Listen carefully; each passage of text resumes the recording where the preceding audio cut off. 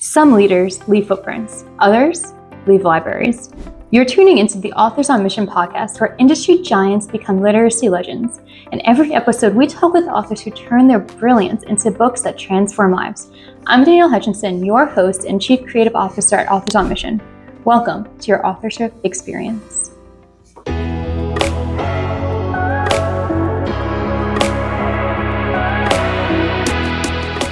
Hey everybody, welcome to another episode of Authors on Mission podcast, where we're going to dive deep into the strategies and insights of successful authors who've mastered their craft and their businesses. I'm your host, Danielle Hutchinson, Chief Creative Officer at Authors on Mission, and today we're joined by Neil Chua, CEO of Voltage Holdings and author of Almost Automated Income with FBA. Neil's journey from tech consultant to Amazon FBA millionaire is fascinating. He's built multiple 8-figure brands, helped countless entrepreneurs achieve success, and hosts the top-rated High Voltage Business Builders podcast. And today we're going to explore his strategies for building automated Amazon businesses and the insights from his new book. So welcome, Neil. Thanks for joining us today. Thanks for having me on, Danielle. I appreciate it. Yes, it's quite the pleasure. I mean, like I said before we even started today, it's really impressive the amount of things that you've accomplished and done, and the fact that you have your own successful podcast as well. It's really an honor to have you on here. So I mean, thanks again. I think that our listeners are going to really learn a lot about what you do and the writing process as well. So wonderful. Well, that's wonderful. Thank you for having me again. And I will make the caveat that any noise you're hearing that sounds like a chicken isn't some sort of electronic device I can shut off. It literally is a chicken. It is a chicken, no way. We're out there roaming around. We have these acres here in the country, and so sometimes they like to come up near to the window, I think, because they can hear me talking. So they stop. Hey, they are more than welcome to join the podcast. They will. You couldn't stop them if you tried. That's too funny. For my end, if you hear the door banging, it's because my dog likes to try to attack as well. He's very jealous of our own podcast. He hears me talking. He's like, who's the other human in the room back there? I don't know who it is. And I love it. Obviously, it's because you're on the screen, but that's really funny going from chickens to dogs. But without further ado, I'd like to start off today, if you don't mind, just giving a very quick overview of sort of how you got to be where you are. A lot of our listeners might know a little bit about you, they might not. So I think that's a great way to start today, if you don't mind. Yeah, I mean, in simple terms, I've been married for 17, going on 18 years. I've got 4 daughters. We had them all in 4.5 years. So I have a very stacked, busy household. We also homeschool them out here in the country. We live on about 50 acres out here, and soon to be about 60 or so. We're looking at acquiring some land up just the other side of us, which is awesome. But we build businesses in the e-commerce world. We incubate them. We help aspiring entrepreneurs or those who are wanting to build growth and scale in their company to building them up to an exit. And when they get to that position where they're ready to exit, we also look at acquiring them for a specific mission that we have in our Patriot Growth Capital of helping veteran families and veterans give a opportunity to build up inside of a business, learn the operations, even become the CEO, and then be eligible to buy the company after 5 years. So we have sort of a beginning to end in mind. We're sort of a la carte, if you will, on all that. And that came about after about 17 years of offline and online business experience for myself in the management consulting world, high-tech, oil and gas, inventions and innovations, and digital marketing. That led me to understanding the world of online acquisitions, e-commerce, and then physical products and private label branding, which I kind of put the whole thing together. But that was labor of love. That's why it's taken me a little bit longer, because I fired the man in 2007 and left IBM and burned the boats and headed out on my own, never to come back again. And decided that, I always wanted to do that since I was 16, 17. It wasn't the right time, the right path, the right place. And I ended up in college for reasons that I didn't really want to be there. I actually wanted to be a fighter pilot, but I didn't fit in the cockpit. Couldn't close the cockpit. I was too tall. And when that dream was crushed, I'm like, well, now what? So I figured I'd go take that music experience I had and go play in band and in college, because that's really what I thought I was going to do. And got the scholarship to do that. And then the internet came online, and, as they say, that's history, because once the internet came online, I didn't want to be in music anymore because I was going to live in a van down by the river. And back then, that wasn't so cool. But today, it's cool to live in a van and down by the river and being an influencer. Back then, it was like considered a failure. My times have changed pretty dramatically. But now I spend my days busy, talking to people, doing deals, talking about physical products and e-commerce and building brands, and talking about acquiring companies, and also just supporting my family here locally as we do our homeschool activities. As we go and do life by design, I think is what we call it around here. Yeah, well, hey, you've definitely had just like quite the journey going from one thing to another, almost like a Forrest Gump story. Like you're going from like here to Just kept there, running. and right, Yep. like, Just kept running. but it's funny because it sounds like everything that you've dabbled in, you've pretty much succeeded at, and that's amazing that you're able to do that. And I wonder if it's It's because, sorry, go ahead. I'm only Yeah. going to cut you off because it sounds like that, but it's wrought with failures. I could literally fill this room with the amount of failures. I think the tenacity and perseverance means I've, probably tried more times than people have. I've tried and failed more times than people have even tried. So I think that I just have that innate desire to fail up and fail out and not quit. And there's been plenty of trouble. Yeah, and it's funny then, I guess, kind of branching off of that. You mentioned a word earlier, and I don't know if you meant to say it or if it just came naturally. You mentioned how you incubate people's businesses, right? And immediately I thought, okay, this guy has chickens, and we're talking about incubating now. It's just kind of funny, but in a way, I guess that's kind of how you also helped yourself, and you're incubating your own ideas and experiences and going through those failures until you finally came into something that, here you are now, right? So. Yeah. Kind of funny to think about. Yeah, it's definitely true. All business and activities, investing the time, energy, attention, and money in them is going to incubate yourself in those things to learning and gaining the knowledge. And, if you're really passionate about it and passionate about getting a change in your life, then you're going to do whatever it is until you succeed in it, even if other people tell you you can't, which most people will try to stop you from doing it out of fear and rejection and all the other crap.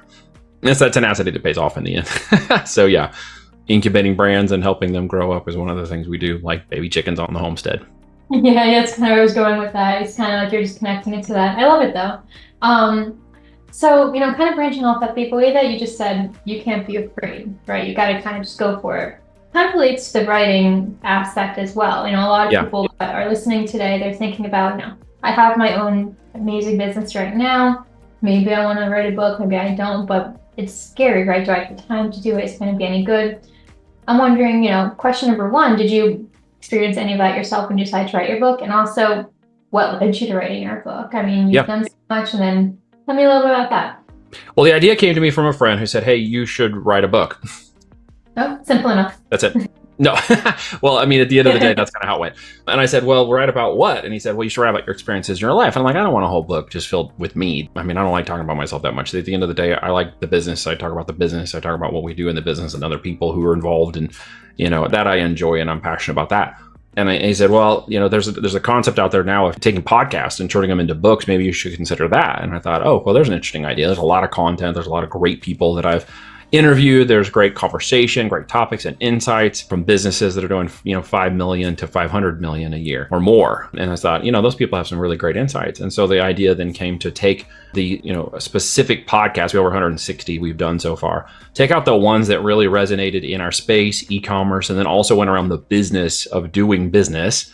It just so happens to be in e-commerce, but the fundamentals of the business that are spoke about in the chapters are relative to any kind of business, making money, building money, creating wealth, saving wealth, preserving wealth, making money go to work for you. So we talked about the finances, the business, the product, the research, the development, and the whole component. And so each of those chapters is basically an interview style format done with other experts. And we wrapped it around the voltage principles of business that we do inside of our company. And then our processes and methodologies, our case studies, our software and tools and free things we give out and training and information were also wrapped into that, including all the resources we use.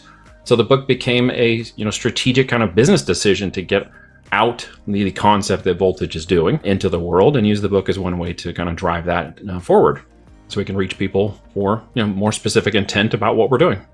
Yeah, there's many reasons why somebody might want to write a book, visibility or getting their ideas out there. And of course, yours is, promoting your brand and also just share your theories and trying to help anybody else who might be struggling with the same thing. Well, as it turns out, it was my 16-year-old daughter, because as she saw us going through this process, I had got her involved in the business a little. And what she discovered she was more interested in than some of the aspects of business and the control was the writing, the copywriting and that. And so she started to write. And as she found more passion towards writing, she developed kind of a novel complex idea and then eventually finished the novel herself and published it right before her 16th birthday online. Became a bestseller on Amazon in kids and teens fiction.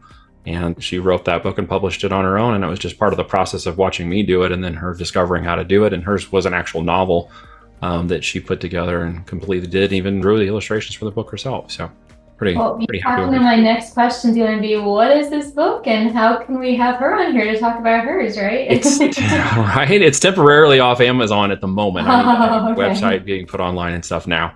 But it was really a story of faith and perseverance from a young boy set in a Western theme for teens. And kids, and most of her friends and family and stuff bought into it, and then it just kind of took off, and other teens and stuff got involved, which was super cool. But she was mission focused to develop an idea and a complex and move that forward in more of a novel style format, which you probably know is a little more difficult to gain the traction as a novelist than a guide writer or a technical writer or a business writer that touches a specific topic or a segment of topic that someone is very fundamentally looking for, like how to save money, or how to start a business. Hers was really driven towards reaching a narrative in a very different way, reaching an insight, an emotional connectivity. Teens struggling with, am I worth it? Where's my faith at? Where's my confidence come from? How did my family deal with things? And this boy struggled through all of that as part of her novel, which was really cool to watch. But yeah, definitely different strategies for different people, of course. I mean, I'm sure that was almost something you didn't expect to have happen, right? You're writing this book, thinking of your business in mind, and then here you are, and the closest person to your daughter is being influenced by it, and here I had to finish it because she was watching. Yeah. So as soon as she saw it. If there's any other reason to get yourself in front of that computer and keep writing, it's not letting anybody else down. I mean, I always say that to my clients too. Like, who's waiting for you to finish this book, right? Who have you told about? It's all sort of the motivator too. If you think I'm never going to finish it, talk about it to other people, right? Absolutely. So.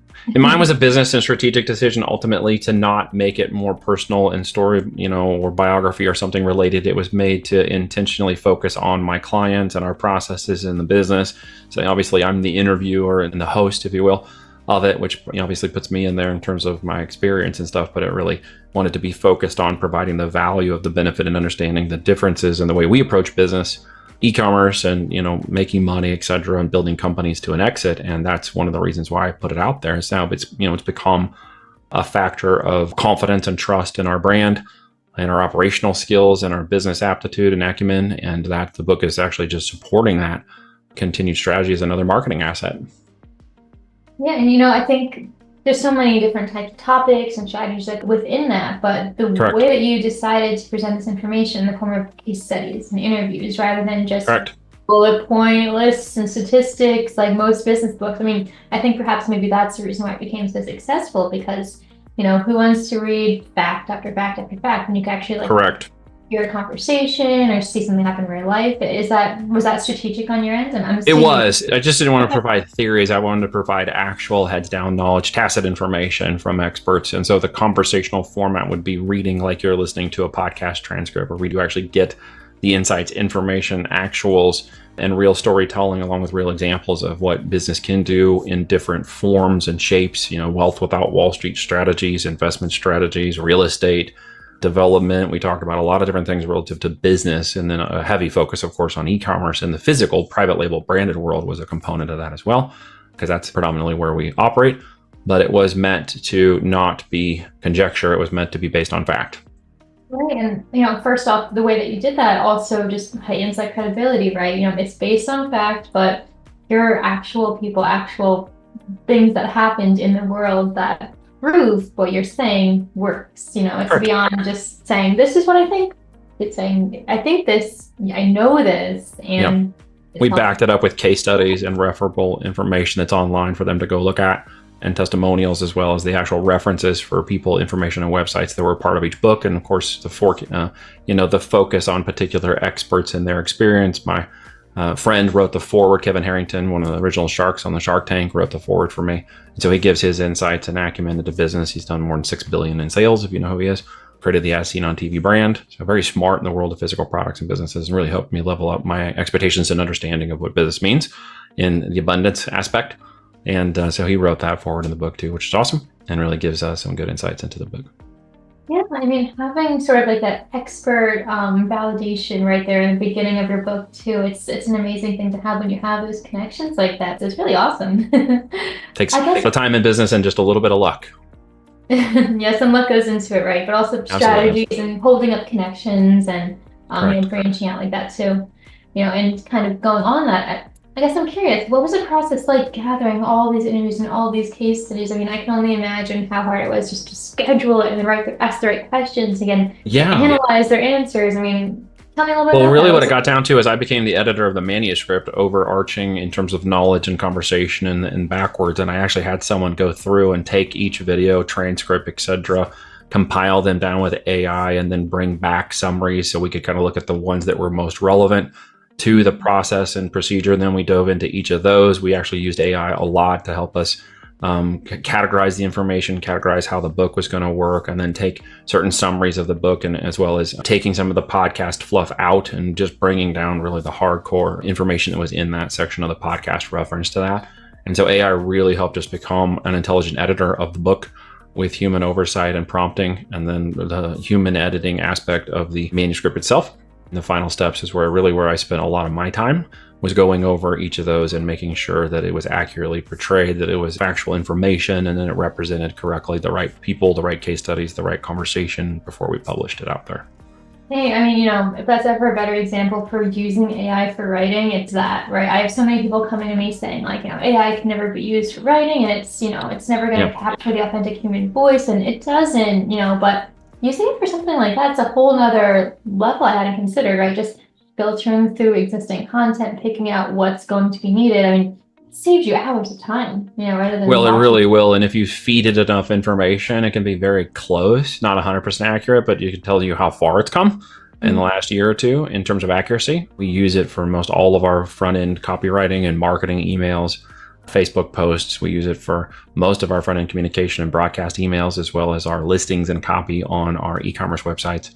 Because once you feed it enough data and the agents become smarter and smarter about who you are, information, you feed it documents, PDFs, emails, etc., it just gets smarter and smarter, and it does get much closer natural language writing. Of course, it does need a little bit of human insight, so it doesn't sound like you're reading a tech manual at the end of the day, but it's getting better and better every day. I would not let it write the entire book, but I would let it do what it did, which is help us concisely go through so much information and bring it down into a very usable and readable format so we could place it into the book. Yeah, I mean, I totally agree with that. It is getting a lot better. I remember in the beginning stages, it was just like, it could only answer a couple questions. You'd have to kind of like give it certain prompts to get where you want it to go. But no, I do agree that it's, the more you feed it, the more it learns. And that's the nature of AI, right? It learns from what it's given. One thing that I do, with Authors on Mission and aside from it, is people give me their manuscripts, and it's kind of like my job to humanize it, right? As the editor and the ghostwriter, kind of like taking what AI gave you and then getting rid of all those repetitive words and phrases and things that don't make sense. Correct. That kind of tends to happen a lot. I'm sure maybe you've noticed it too, that likes to say the same kind of sentences. But yeah, I mean, it's not to derail your point, but it is actually a really good resource, and I'm glad that it was still beneficial. It's a tool. Yeah, just use it like a regular tool. A hammer builds a house. It's a tool. You can get 5 different kinds of hammers, and they're all going to hit a nail. It's just which one do you feel most comfortable with, the grip or the weight. And AI tools are very similar. But at the end of the day, it's the book itself that's worth something, and the house that's worth something, not the tool that built it. Yeah, I mean, I'm glad that you brought that up too, because it's not about relying on just one tool either, right? I mean, it's part of it.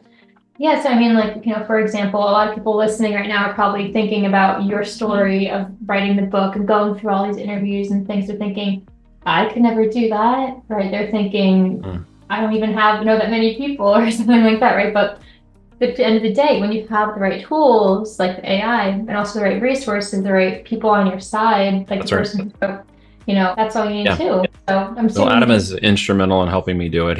I'm not going to call him a tool because that sounds really derogatory. And he knows if he heard this, he'd laugh. But he was instrumental in helping to organize and pull together the tools and information and coordinate it with the resources, and was very instrumental in helping me get it together. And, quite honestly, probably wouldn't have made it to market without him. So he's an instrumental component of the Reese that helped put this together. If I were just to sit down and say, would I, be able to spend an hour a week, writing a book? I could. And anybody really could at the end of the day if you put your mind to it. An hour a week is not a lot. 18 minutes a day is not a long time to master something. And, if you just spend 18 minutes a day writing a book, and by the time you looked up, you would have it written in no time flat. We just have to be, willing to put that time and energy and stop seeing it as an arching issue or challenge or insurmountable thing. We just have to start working on it every day, just a little bit every day, and pretty soon you wake up and you're there.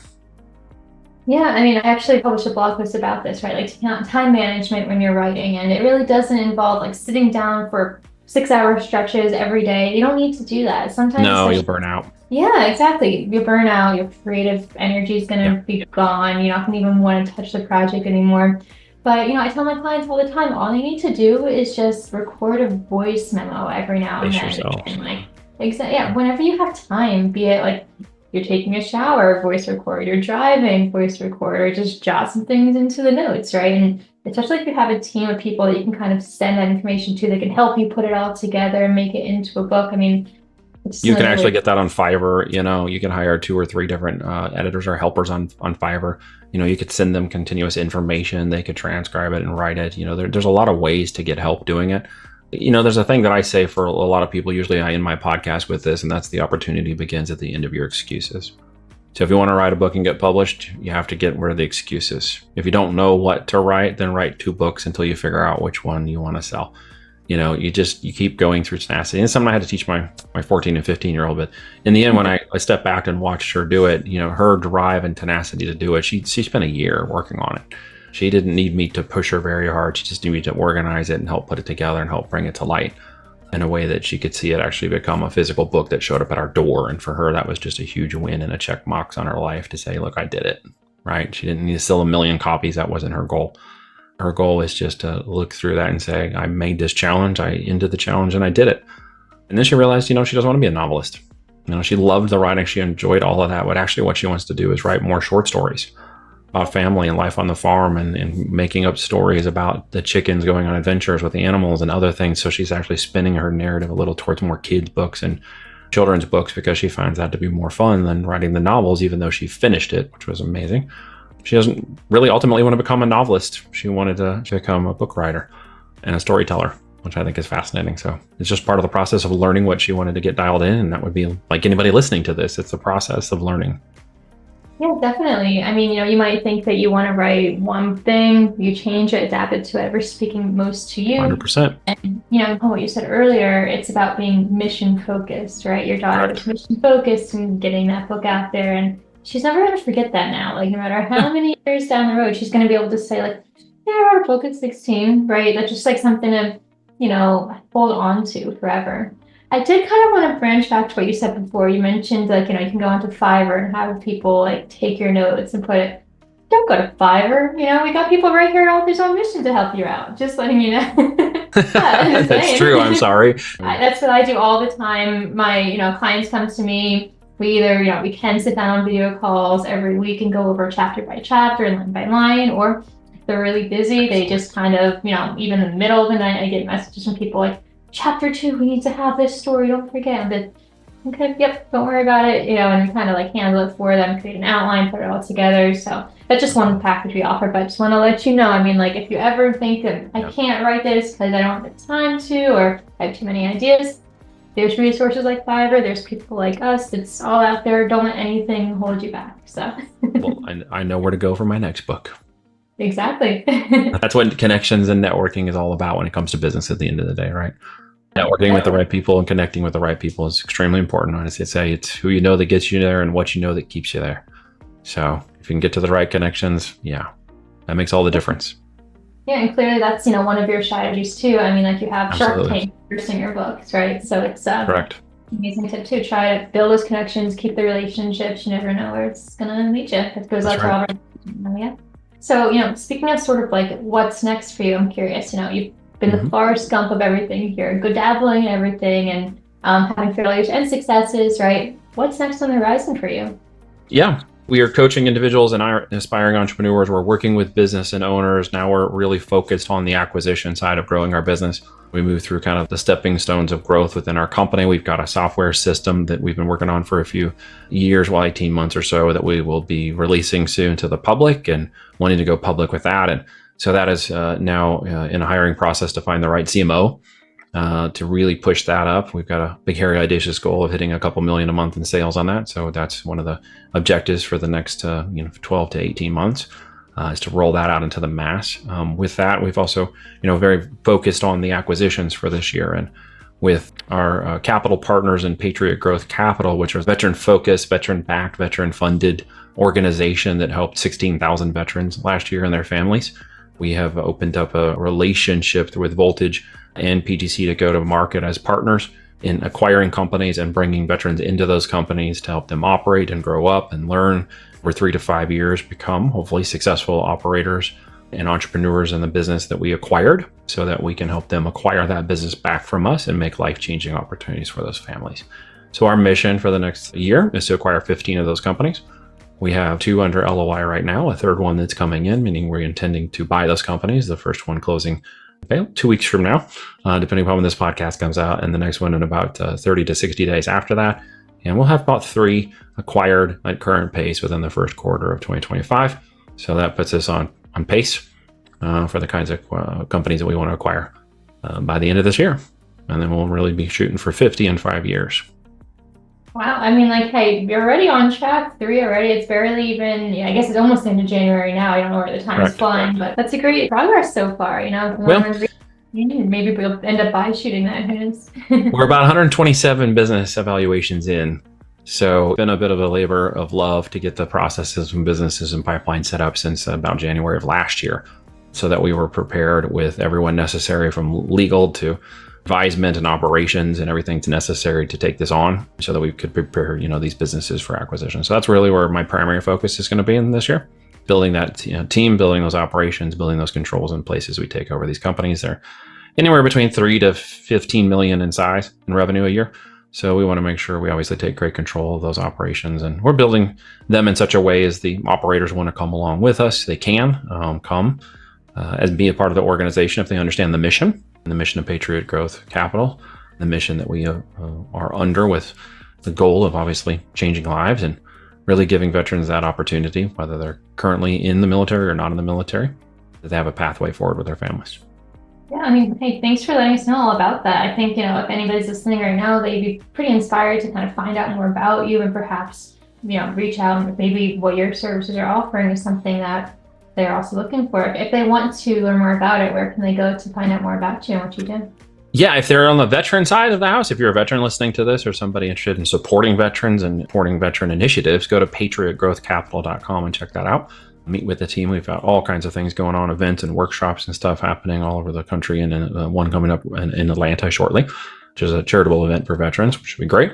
And then if you're interested in the e-commerce side, which we haven't talked a lot about, but if you understand e-commerce to some degree, we do focus on a multi-channel, omni-channel e-commerce strategy, both at the starting or growing level of the business, incubation, as we called it earlier.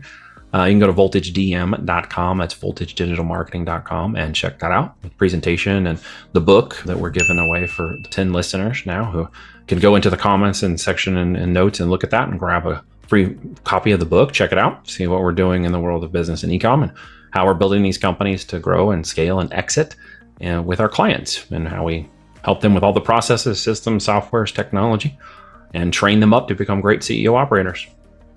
Yeah, I mean, did you hear that, everybody? Please go ahead. We got some free copies here. Check out the comments and reach out, because that's an amazing thing right there. Thank you so much for offering that to our listeners. You're very welcome.